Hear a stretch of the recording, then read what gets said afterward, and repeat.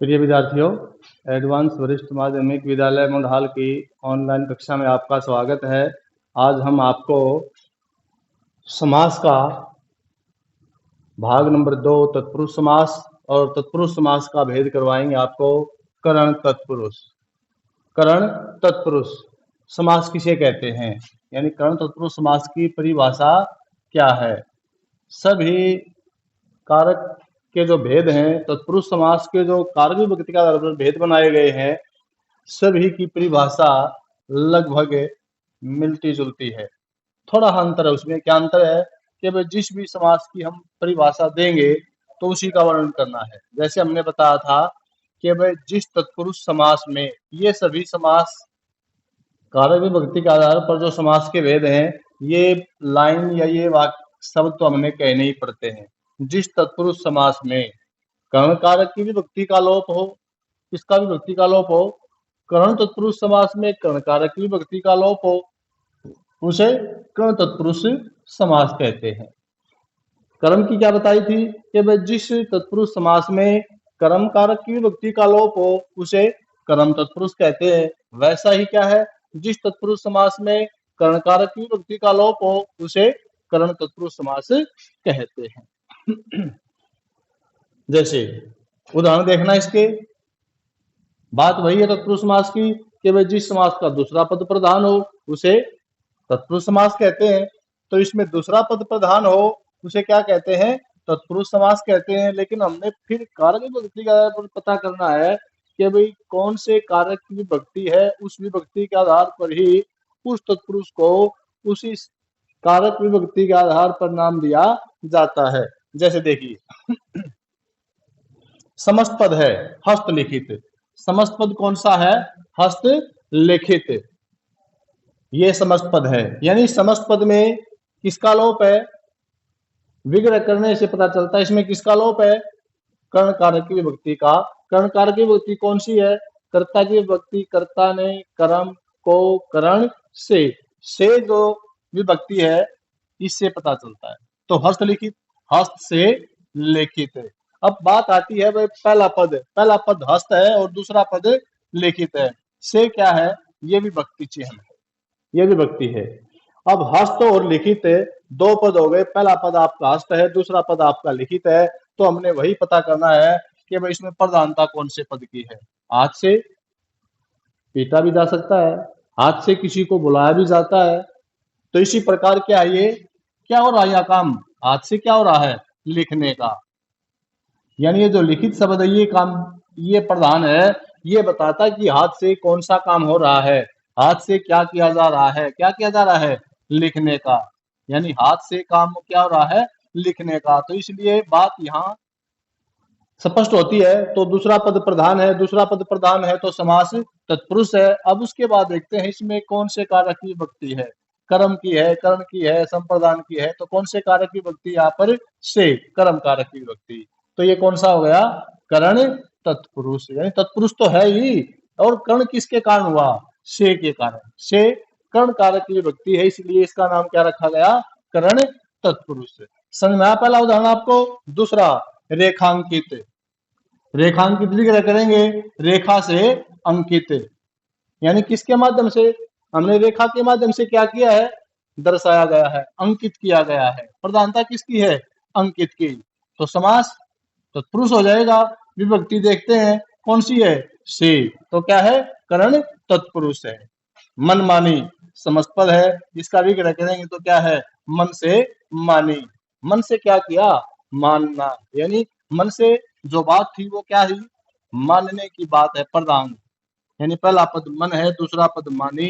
तो मन से मानी, यानी मन से क्या काम हो रहा है, मानने का काम हो रहा है। प्रधानता यहाँ पर मानी की है, विभक्ति कर्ण कारक की, इसलिए समास करण तत्पुरुष है। मुंह मांगा, अगला समस्त पद आपका मुंह मांगा। मुंह से मांगा, प्रधानता मांगने की। मुंह से क्या किया, मुंह से बोला भी जाता है, मुंह से किसी को बुलाया भी जाता है, लेकिन ये क्या है, मांगने की बात हो रही है मुंह से।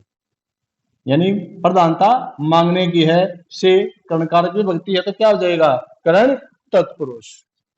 इसी प्रकार ये थे आपको भाई पहले समस्त पद, फिर समास विग्रह और फिर समास का नाम। तो जैसे हमने कुछ उदाहरण दे रखे हैं समस्त पद के, जन्मांध, जन्म से अंधा तत्पुरुष समास है। वज्रहत, वज्र से हत, ये भी तत्पुरुष है। तुलसीकृत, ये तुलसी द्वारा कृत या तुलसी द्वारा रचित, ये भी तत्पुरुष समास है। कष्ट साध्य है, कष्ट से साध्य, ये भी तत्पुरुष समास है। भयाकुल, भय से आकुल, किससे आकुल, भय से क्या हो रहा है, आकुल, व्याकुल हो रहा है, तो समास कर्ण तत्पुरुष। मद माता, मद से माता, यानी मस्ती से भरा हुआ, मद माता, किससे, मद से भरा हुआ, तो मद से क्या है, भरना, ये भी कर्ण तत्पुरुष समास है।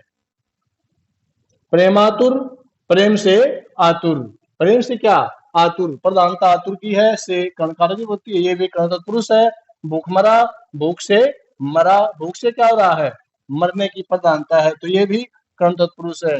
रोगग्रस्त, रोग से ग्रस्त है, यानी रोग से, आपने भी कैसे कहा ना, रोग मुक्त, रोग से मुक्त, यानी रोग से क्या मिल गई, मुक्ति मिल गई। रोग से ग्रस्त, पीड़ित है, तो प्रधानता ग्रस्त या मुक्त की है, इसलिए समास कर्ण तत्पुरुष है। ये तो थे आपके कर्ण तत्पुरुष के कुछ उदाहरण। अगला आपका संप्रदान तत्पुरुष किसे कहते हैं। इसी प्रकार अंतर आपका संप्रदान तत्पुरुष में क्या है कि मैंने आपको बताया था, जिस तत्पुरुष समास में, ऊपर क्या था, जिस तत्पुरुष समास में, जिस तत्पुरुष समास में किसका, संप्रदान कारक की विभक्ति का लोप हो। कर्ण वाले में क्या था, कर्ण कारक की विभक्ति का लोप हो, और संप्रदान में संप्रदान कारक की विभक्ति का लोप हो, उसे क्या कहेंगे, संप्रदान तत्पुरुष। तो सभी कारकों की परिभाषा अगर आपको पता चल गया होगा कि भाई जिसमें कर्ण कारक की विभक्ति का लोप है कर्ण तत्पुरुष हो जाएगा, जिसमें संप्रदान कारक की विभक्ति का लोप है संप्रदान तत्पुरुष कहलाएगा। उदाहरण देखना, युद्ध भूमि, यह समस्त पद है, युद्ध भूमि क्या है, समस्त पद, इसका विग्रह करेंगे तो क्या हो जाएगा, युद्ध के लिए भूमि। देखो पहला पद युद्ध है, दूसरा पद भूमि है, ये के लिए क्या है, ये विभक्ति चिन्ह है, क्या ये विभक्ति चिन्ह। तो पहला पद युद्ध, युद्ध में क्या है, युद्ध हो रहा है या विराम हो रहा है, कहाँ हो रहा है, तो यहाँ पर प्रधानता किसकी है, भूमि की। दूसरा पद है भूमि, प्रधानता भूमि की है, तो समास तत्पुरुष हो जाएगा। फिर देखना हमने विभक्ति चिन्ह, ये विभक्ति चिन्ह किसका है, संप्रदान कारक की विभक्ति क्या है, के लिए, तो क्या हो जाएगा, ये संप्रदान तत्पुरुष। तो देखिए आपके समस्त पद, समास विग्रह और समास का नाम क्या है, विद्यालय, विद्या के लिए आलय, यानी शिक्षा ग्रहण करने का स्थान, शिक्षा के लिए जगह या घर।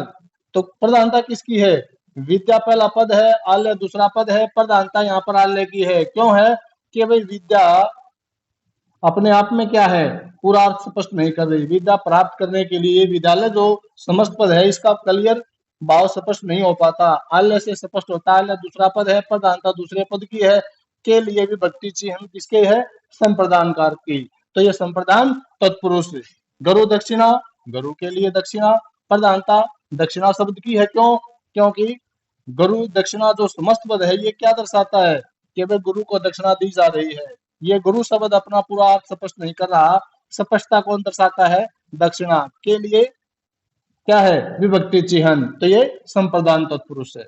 इसी प्रकार आपका रण निमंत्रण, ये समस्त पद है, रण के लिए निमंत्रण, तो यहाँ भी कौन सा समास हो जाएगा, संप्रदान तत्पुरुष। अब देखियो सत्याग्रह, किसके लिए आग्रह, सत्य के लिए आग्रह।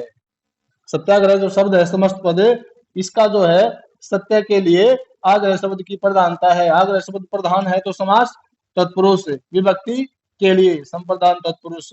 यज्ञशाला, यज्ञ के लिए शाला, तत्पुरुष समास कौन सा, संप्रदान। रसोई घर, रसोई के लिए घर, ठीक है। यहाँ प्रधानता किसकी है, रसोई घर जो समस्त पद है इसके लिए घर शब्द की प्रधानता, ये घर दूसरा पद है।